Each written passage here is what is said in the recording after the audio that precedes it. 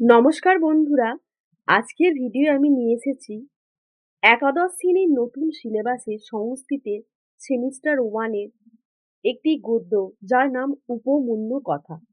এই উপমন্যু কথা গদ্যটির সম্পূর্ণ বঙ্গানুবাদ আমি তোমাদেরকে আজকের ভিডিওয় আলোচনা করে দেব। আশা করছি তোমাদের এই ভিডিওটা খুবই কাজে লাগবে। তোমরা প্রথম থেকে শেষ পর্যন্ত কোথাও স্কিপ না করে মন দিয়ে ভিডিওটা শুনবে। আর এই ভিডিওটা থেকে তোমাদের উপমন্যু কথা গল্পটি সম্পর্কে ধারণা আশা করছি খুব ভালোভাবে হয়ে যাবে।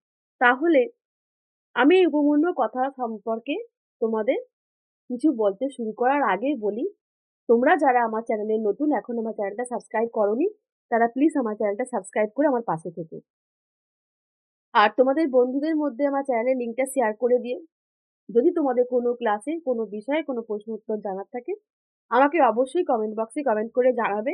আমি চেষ্টা করব আমার সাধ্যমতো তোমাদের প্রশ্নগুলোর উত্তর দিতে। তাহলে তোমাদের এই যে উপমন্যু কথা, এই গদ্যটি বৈশাখিক মহাভারতের আদি পর্বে নির্বাচিত অংশ অবলম্বনে রচিত হয়েছে। তাহলে উপমন্যু কথা এই গদ্যটি কোথা থেকে সৃষ্টি হয়েছে? না, বৈশাখিক মহাভারতের আদি পর্বে নির্বাচিত অংশ অবলম্বনে রচিত হয়েছে। এবার এই উপমন্যু কথা, এটির লেখক অর্থাৎ যিনি রচয়িতা করেছেন, তিনি হলেন কৃষ্ণদ্বৈপায়ন ব্যাস, যেটা সংক্ষেপে ব্যাসদেব বলা হয়। উপমন্যু কথা রচনা করেছেন কৃষ্ণদ্বৈপায়ন ব্যাস বা সংক্ষেপে ব্যাসদেব। এবার এই গদ্যটি বা গল্পটি সম্পূর্ণ যে বঙ্গানুবাদ, সেটা আমি তোমাদেরকে আলোচনা করে দেব। তোমরা যখন দেবনাগরী হরপে তোমাদের বইয়ের মধ্যে এই গল্পটা দেখবে, তোমাদের মানে করতে বাংলা অসুবিধা হলে আমার এই ভিডিওটা চালিয়ে মন দিয়ে শুনে নেবে। প্রথমত দেখো, অনন্ত সেই আয়ত ধৌমের উপমন্যু নামে অন্য এক শিষ্য ছিল। তাকে গুরু একটি কাজে পাঠালেন।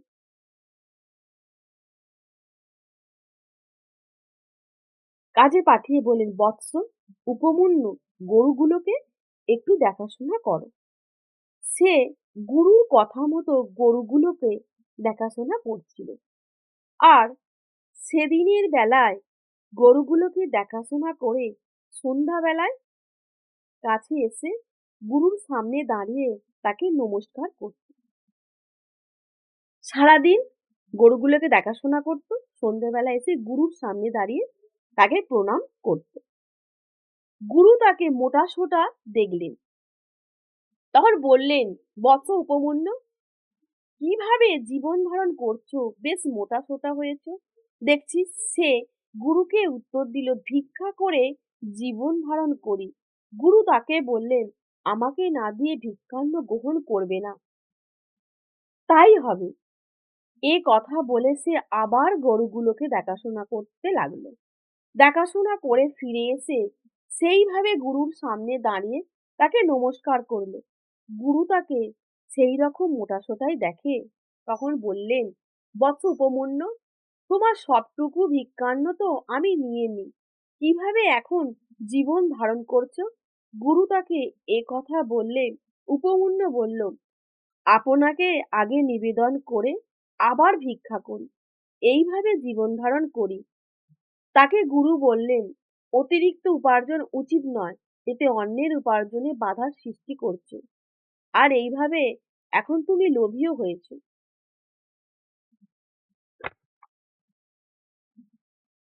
তাই হবে। এই বলে সে গরুগুলোকে দেখাশোনা করতে লাগলো।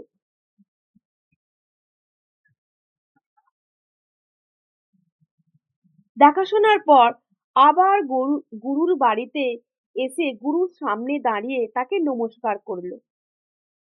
তাকে গুরু এত সত্ত্বেও মোটাসোটা দেখে আবার বললেন, আমি তোমার ভিক্ষার সব ভিক্ষাই নিয়ে নিই, অন্য জীবিকাও করছো না, তাতেও মোটাসোটা থাকছো কেমন করে? কিভাবে জীবন ধারণ করছো?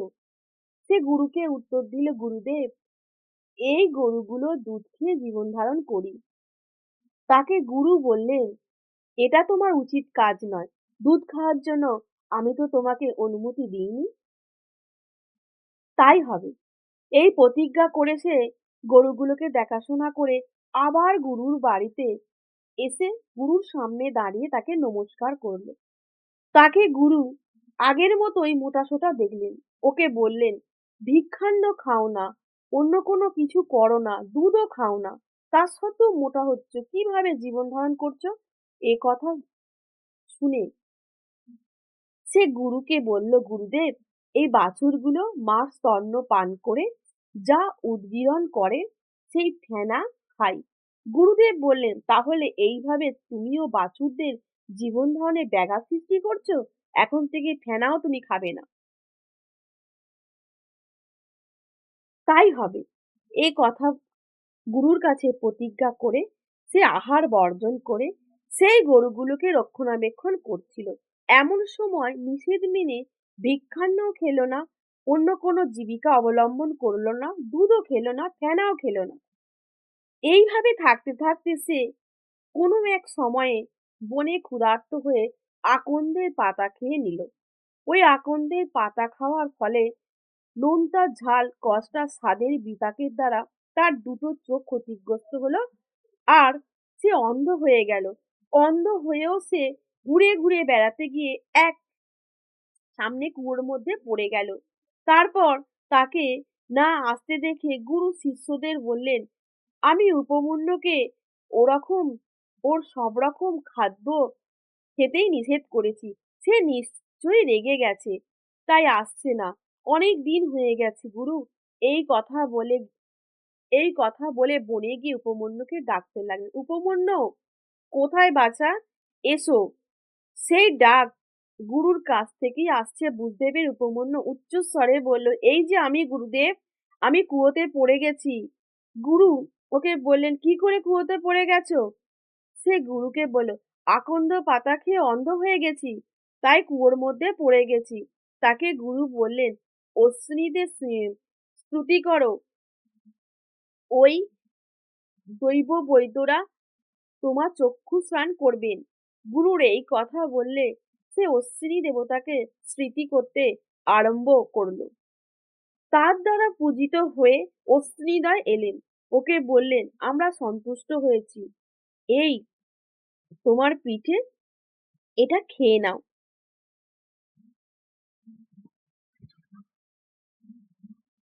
তাকে এই কথা বলা হলে সে বলল, আপনারা তো মিথ্যা বলেন না, কিন্তু আমি তো গুরুকে না দিয়ে এই পিঠে খেতে পারবো না। তখন তাকে অশ্বিনীদয় বললেন, আগে আপনার গুরুদেব আমাদের এইভাবে পূজা করতে সন্তুষ্ট হয়ে তবেই পিঠে দিয়েছিলাম। তিনি গুরুকে নিবেদন না করে সেই পিঠেটা খেয়ে নিয়েছিল। তুমিও সেই রকম করো, তোমার গুরু যা করেছিলেন। এই কথা বললে সে আবার তাদের বলল, অশ্বিনীদয়, আমি আবার আপনাদের কাছে অনুনয় করছি, গুরুকে নিবেদন না করে আমি পিঠে খেতে পারবো না। তখন তাকে অশ্বিনীদয় বললেন, তোমার গুরুর প্রতি এই আচরণ দেখে আমরা সন্তুষ্ট হলাম। তোমার গুরুর লোহার দাঁত তোমার সোনার দাঁত হবে, আর চক্ষুষ্মান হবে, আর মঙ্গল লাভ করবে। অশ্বিনীরা তাকে এ কথা বললে উপমন্যু চোখ ফিরে পেয়ে গুরুর কাছে এসে গুরুকে অভিবাদন করে কথা বললেন।